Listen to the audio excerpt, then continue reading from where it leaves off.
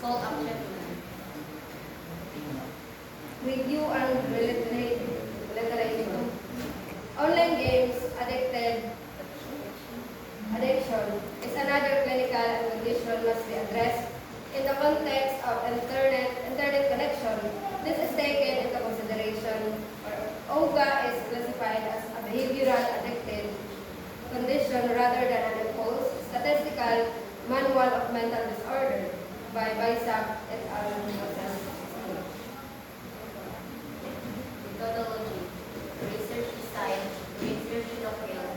Population example. Research instrument. Data collection. Seeking the permission to conduct a study. Distribution and retrieval of the research instrument. Collection and tabulation of the data. Statistical tools made and person are.